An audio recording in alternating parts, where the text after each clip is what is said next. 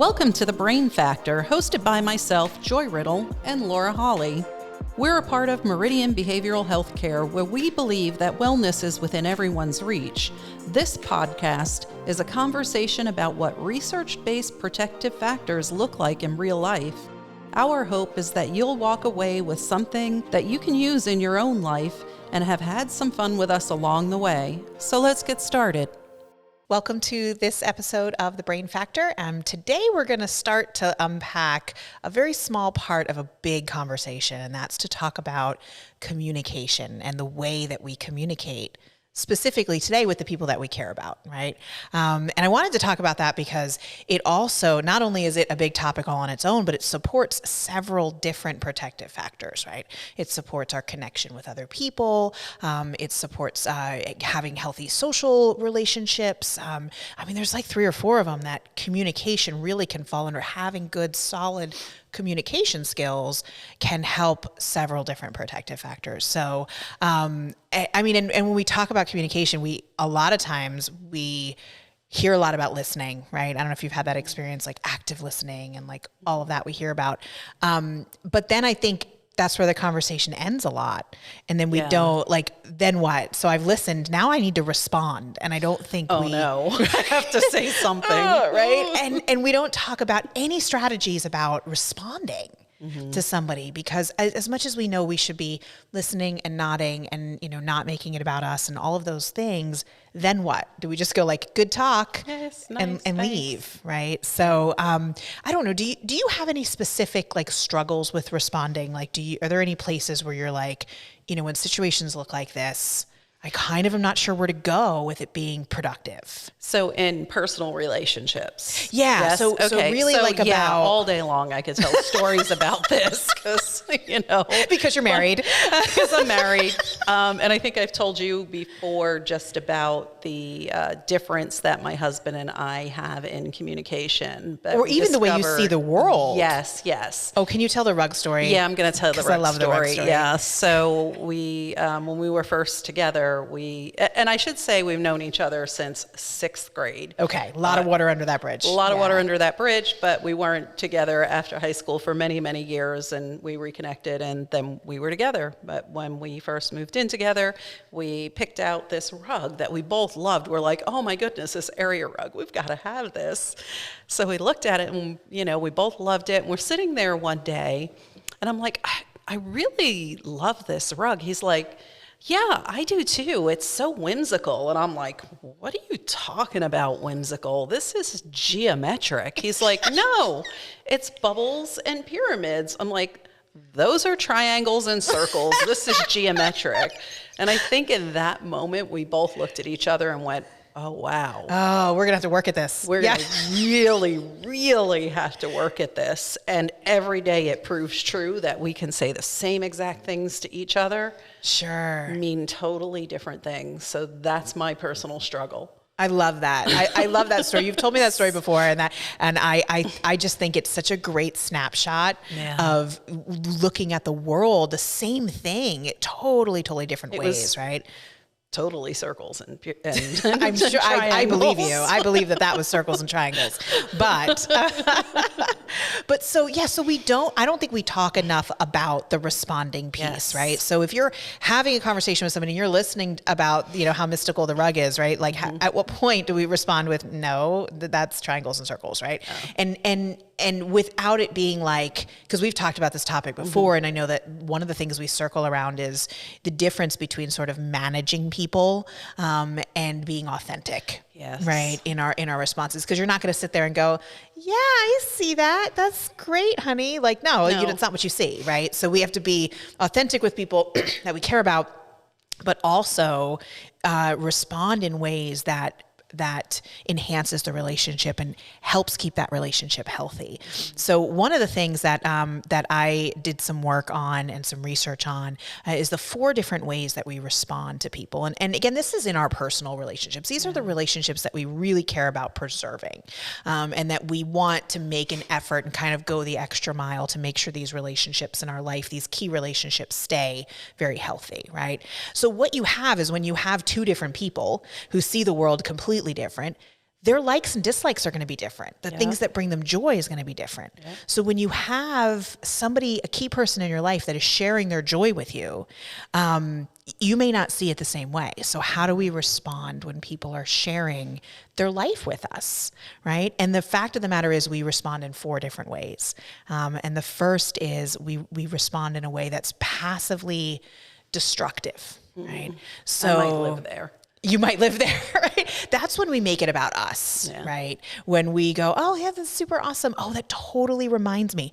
I live there sometimes because I think in marriages, we see this because we have so many things we're holding in our heads, right? So you're going to say something that's going to remind me of something I have to do or something we need to get done or a decision we have to make or a question I forgot to ask you last week when we were ships passing in the night, right? So you're going to say like, oh, I ran into so-and-so today and I want to tell you about that. Oh my gosh, how's he doing? That totally reminds me. I didn't call back this person and I meant to tell you. And so I've hijacked the conversation. Right. So that's passively destructive? Yes, because it wasn't active. I didn't do it on purpose. I didn't put an effort into that. It wasn't intentional, but I just destroyed that moment, right? You're trying to tell me about, you ran into somebody and you want to tell me that story from your day, and I have hijacked it. I've taken it, and now it's another story. It's my story, right? So I made it about me. The other passive way that we respond to people is in a passive, constructive way. So it's not bad, right? But it just fizzles out the conversation. And that's when we just kind of go, yeah. Oh, great, sweetie. That's super wonderful. Gotta go. Yeah. And I think do you see yourself there at all? Like, is there any relationships where you see that? I see that with my kid. Mm-hmm. Yeah. Especially when they were younger. It's like, I'm just keep it moving. Yeah. And I'm like, that's really great, sweetie. Well, I'm doing 25,000 other different and I things. hate that that's real, but for me, that's really real because we're doing other things and we're busy. And like, I know my child's getting older now. And so I have this really growing kind of panic awareness that she's not going to talk to me the way she does now. But now it's like, all I have to say was, how was your day? And I could sit there for 35 minutes and listen to, and then. So there comes a point where I check out of that conversation. I'm not proud of that, but I do because I'm planning dinner and the next 10 steps and all the things that I have to do. So my answers seem like, oh, yeah, okay. Or like you were saying before, the managing, like, well, tell me more about that. What was that like? Right. And then it just doesn't feel authentic, The other way, now there are active ways that we also respond. And one of them is actively destructive. That was... just sounds scary, right? I think I've been there a couple times a day as well. Yes. And that's when it's not good news to us. So we respond a lot of times with either anger or concern or nagging or, all of those things. The best example, and I told you about this one before, but I'm going to tell our viewers and listeners, the best example I ever heard of this one was a woman whose sister, 2 adults, adult sister, she was kind of having a hard time, the sister getting her life together, and the other sister felt very responsible. She had to kind of help her out all the time, and the other sister had some trouble, being mature and being responsible. And so she called her sister one day, very excited. I got a puppy. And the sister lost her mind. What were you thinking? You can't even take care of yourself. Da, da, da, da, But like, she wasn't wrong. No, she wasn't. So that's the challenge, right? Like what that does is just squashes and sort of kills the person's joy. Yeah. For valid reasons, probably. She's thinking, oh no, now I'm going to have a puppy. Right.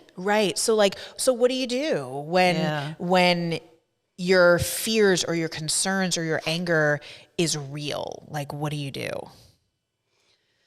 Do you want an answer? Yeah, what do you think? Well, I think, because I've heard this before from you, I might just want to approach it and say, oh, wow, that's I don't remember. See, it's hard. Are we going to edit that part out? You got to edit that part out because my mind just blanked out. Okay, go ahead. So what do you do, right? If your fears or your concerns or your anger is it's justified, I don't know, I guess maybe you say something that lets them experience their joy in that moment, like, the puppies are so cute. Sure. And then, have a little bit of a conversation, and then disengage from that and go away, live your life, and then call back later with the bad news. Just be like, listen, this puppy. I've been thinking about it. Yeah. Have you thought about the vet bills? And yeah, and that's hard. It's really, really hard. But and again, just as a reminder, these are relationships we care about preserving, right? So it becomes more about how do I feed this relationship versus how do I set this person straight and how do I fix this problem, right? We got to feed the relationship first. And what you were describing about, like, let me just share in some joy for a minute, that's that fourth, final, and kind of the one way we want to be with people, which is that actively constructive place. That would be authentic. Yes. And that's the tricky part, though. Like, is it authentic? That's the $1 million question. Is it authentic to say, like, oh, I'm so happy about your puppy? No, you're not. That's a lie, right? Yeah. But, puppies are so cute is That's not a neutral. lie. That's not a lie. Puppies are super cute. Puppies are adorable. Right. So, and even to make a note about someone's joy level, like, ooh, you are excited about this. That's neutral. That's not making a judgment about the fact that she got the puppy, because we know what that judgment we've made is, and we know we're going to address that later, right? So things like asking to see a picture, what kind, if it came out of nowhere, like, what made you get a puppy? Like, what brought this on? I didn't know you were thinking about getting a dog, right? And then just sort of allowing the person to savor that happiness in that moment. Because listen, she already got the dog. This has already happened, right? So we got some time to address our concerns. Yeah, and it's not like, I'm thinking about getting a puppy. Right. That's a different conversation. Then you can go into a different box on that square. Right. We can still be like, well, what are your reasons? And have you thought of this? And have you thought of that? And we're still engaging in the conversation. That's a great example. We're still engaging in the conversation, but at the point where it is just joyous news, I mean, we have to try our best to be authentic and help them savor that moment, right? Because that's when we're talking about relationships, that's really what it is. It's about sharing your life with another person, right? Yeah. So where I get tripped up, and you know this, right? So where I really struggle is my husband, who I love very much, who is a football coach and is very into sports. And I know nothing about sports and have never attempted to learn. So I do my best, right, to like the stuff he cares about and his work and all of that. But he got into fantasy sports. Now, if I didn't get the real sports, I don't want to talk about the fake ones. Care at all. Exactly. I don't care at all about the fake ones, right? So, what if you don't care? Like, somebody that you care about is sharing joy with you, and you're like, I could not care less about this. That's where I struggle. Yeah. What do you do? I know. So how do you do that? What do you do with your poor husband? I know he's probably listening to this right now, like, for real. But I think what is important to remember is going back to that word authentic, right? What do I care about? I care about him. Right. So he's not in this situation. It's not like the puppy. He's not doing anything that's going to negatively affect me in any way. Right. So care about him. Like, I don't have to fake it. He knew when he walked in that door. You didn't want to hear about it. And he knew I didn't know what he was talking about. Right. He just wants to talk about it. So I can be like, what's the DL list again? I know you told me 800 times, but I didn't retain it because I don't care. Right. But like, I can ask authentic questions. I can comment on how happy he is. I can find a way to be happy that he's happy. Like, listen, like, so much of what he does is revolved around his job, and this is a hobby. So I can be like, oh, that's really neat. Like, that you had fun today, that you're doing this thing with your friends, and that's a release for you. It's something that you do for fun. And I can ask questions because I don't care about the answers to the questions either. No, so it doesn't matter, but you're just showing some interest. And I guess you could be authentically happy. Like you were saying, most of his life revolves around his work. Right. So you could be authentically happy that he has found something that's a hobby that makes him happy. Exactly. So you could say that. Yeah. Oh, I'm so glad this makes you so happy. Yep. Mm-hmm. I'm glad you're doing this. I'm glad you're spending time with your friends. I'm glad you found time to do this. Those are all now, things. Could you get out of my way? Because I've got to cook dinner. Now, let me be the joy thief. No, I'm kidding. No. But yeah, so I think remembering even when we don't care, because that's real life. Yeah, it is. I mean, we don't care about all this. I mean, you see triangles and circles and he sees pyramids and bubbles. Like we're not seeing things the same way when we walk through life with somebody. No. It doesn't mean it's not good and it's not healthy. It's like, but we have to be realistic about that stuff. Yeah. And be proactive about the things that we're going to put in place to make those relationships healthier. Mm-hmm. Yeah, I think, my husband, he's kind of a leading expert in his field. And he's always has something to say in this field, in this area. He lives it. He breathes it. It's a lifestyle brand almost that people have said before for him, because it's like, this is it. And he just knows everything about it. And I care about it enough to know, because we own this business, I care about it enough to know, what's going on and how it's operating and, how his podcast is doing and all these different things. But I'm never going to follow in your footsteps. I don't really need to know the chemistry behind this thing, but he likes to share it, especially when he discovers something. I mean, over these past within the last couple of years, he discovered that some algae, a black algae, is not really an algae, but a cyanobacteria. Okay, these are the types of things I listen to. That's a big deal. It's apparently. a huge deal. He is the first person to discover this. That is a big deal. And he worked with research universities and all these different things, and I'm like, okay, cyanobacteria, thank you. Got it. Yeah, okay. Right. But you said so much in just that story that was so actively constructive, though. Like you could see, for those of viewers at home, like you could see your pride, right? Oh yeah. So like he did something big. You don't really care that it had to do with what bacteria, I don't know. You don't care about that part, right? But like he I think it's pretty cool, something. but it was a great accomplishment. Right. And I'm really proud of him for that. Right. But I don't need to know the whole minutia and the research and the experiments that went into it. Right.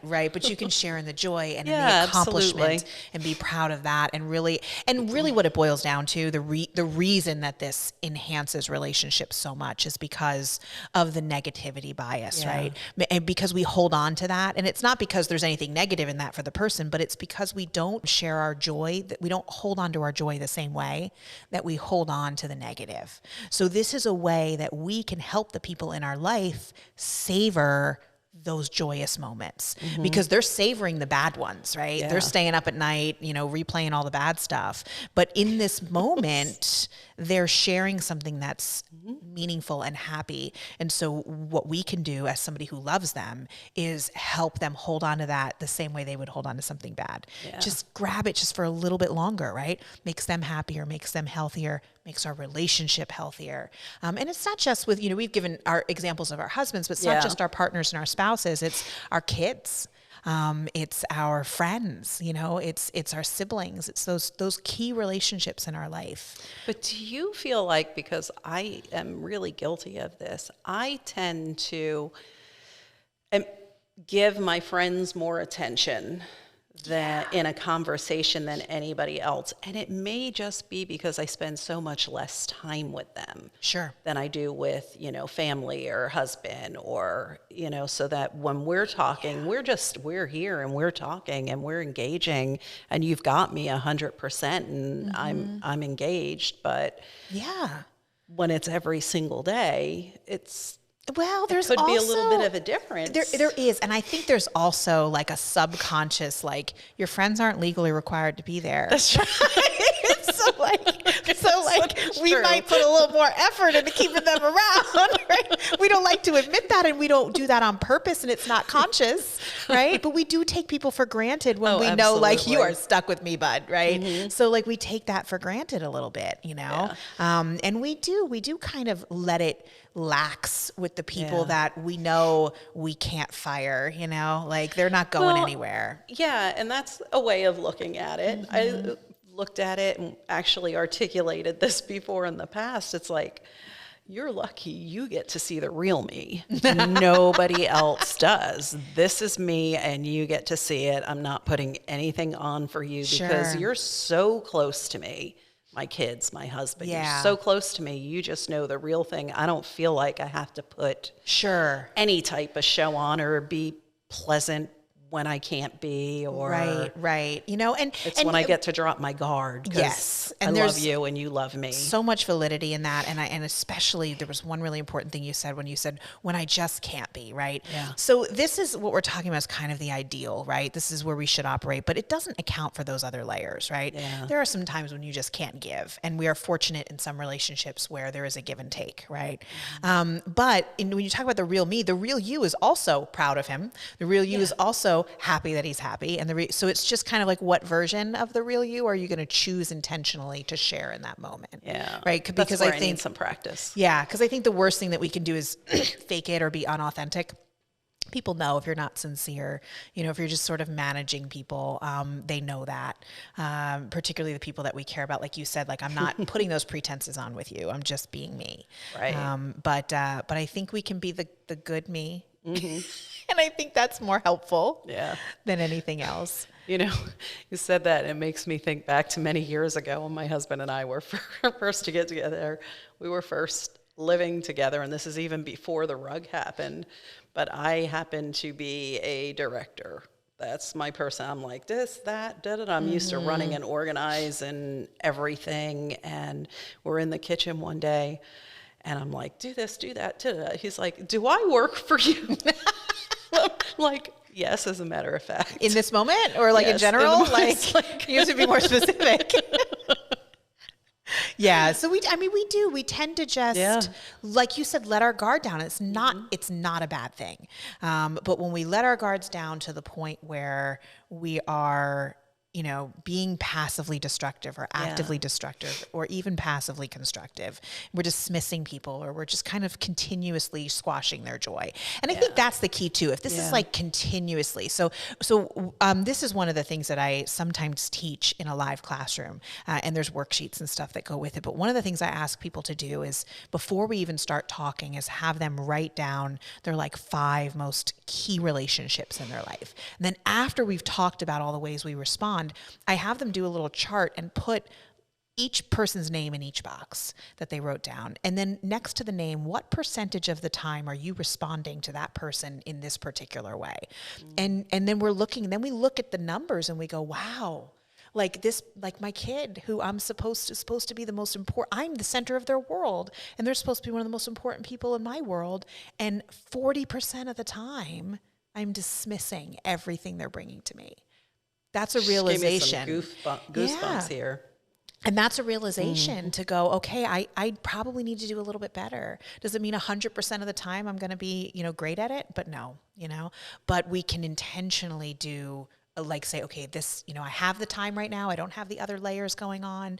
I'm aware in this moment, so let me capitalize on that, and let me be on purpose, you know, actively constructive in this moment. And then you've made a deposit into that relationship account. You've made, you know, you've fed it a little bit. And so, and that matters, you know? So if we just look at some of those numbers, you know, and a lot of times we look at like, well, but 20% of the time I'm actively constructive. Well, great. What if that was the 40 and the other one was the 20? How better would your relationship be? You know, and I think it's not about getting it right or perfect all the time. Like, maybe you are going to yell about the puppy. I get that, right? But maybe when she starts talking about the new boyfriend she's got that you think is bad news, maybe you're going to on purpose go, all right, that seems great, you know, and we're going to talk about that later, right? Yeah. So I think there's ways we can intentionally sort of decide that we're going to do that. I think the other thing that sort of goes along with responding to, and this goes out of, this isn't just for our like close personal relationships, but is like how to praise people effectively. When we're telling somebody you did good, you know, what does that look like? Are there any strategies that you use for that, like on purpose?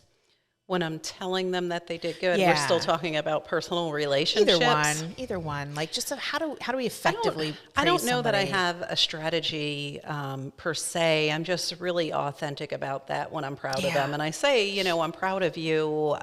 This was, you know, really hard work, or and that's I whatever think you just did it right there. Yeah. You have to name the specific strategy, skill, or effort that it took to pull that off. And I think that's how we create winning streaks. But yeah, I mean, we could talk about this all day. We could unpack communication. There's a lot of different things to talk about. We'll probably revisit this at some point. I'm sure we will. But in the meantime, just remember to be authentic with people and share in their joy. So thanks for joining us today.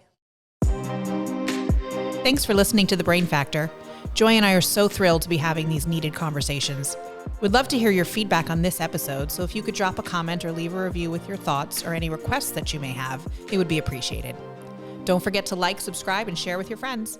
Living a healthier and happier life starts with one step, and we're excited to be on this journey with you. Until next time.